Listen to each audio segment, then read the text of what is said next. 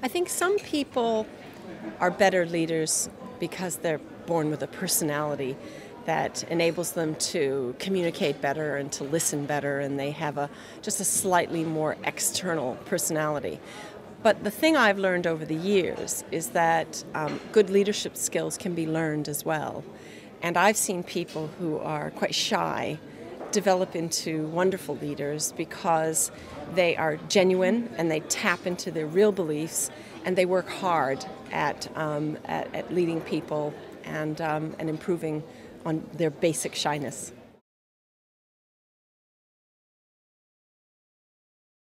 The biggest problem people face today is a sense of not knowing what comes next. The last 10 years, it was all up. It was very exciting. It was heady. We're now in a period where there's a lot of uncertainty. And so my way of dealing with uncertainty is to kind of draw a little box around you and the team you work with and to try to make the way you work together as good as it possibly can be. Don't let the world get you down.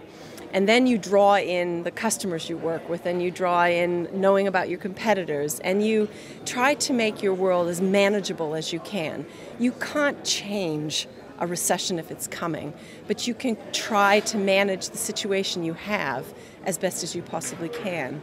And for example, in a recession, if you manage the business more for, say, market share rather than for prices and real profitability, at least at the end of the recession, you'll be left with a busy, active company.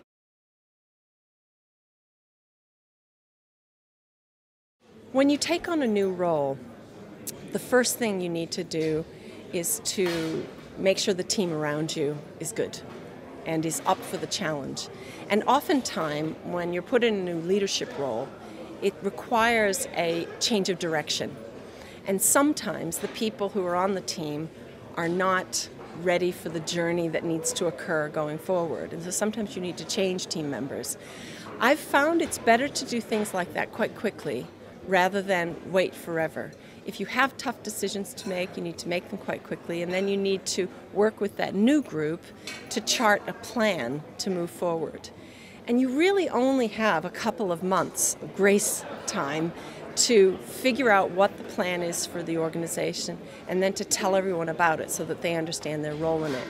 Because it's a very nerve-wracking time when leadership changes, and it's incumbent upon the leader and the team to, as quickly as possible, to articulate where they're going and to have the right people around them to make it happen.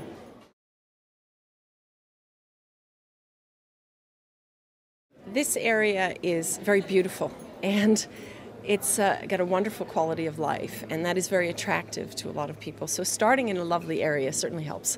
I think as well, programs such as this one here, where people are brought together, people from outside come in to help work on specific issues and areas, you feel supported. And people want to stay in parts of the country where their ambitions can be realized.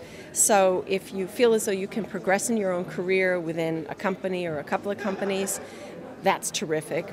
Or if you are in a place where if you have an idea and you want to start up a business, if there's support around you, which I've really picked up today, this is a very supportive environment, it would encourage people to stay here and start up their business rather than going to another location. So I think it's a combination of the things you're doing now and perhaps even a bit more of it. Staying motivated in times of hardship it can be challenging, but for me, I like spending my time in the business.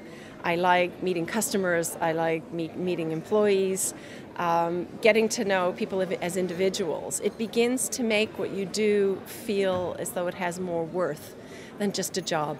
And I think if everyone in the company feels that way, it helps you through the tough times, the times when perhaps some of your colleagues have to leave because it's depressing to be in that kind of environment. But you can bring each other together by really focusing on what you do and trying to do it as well as you can.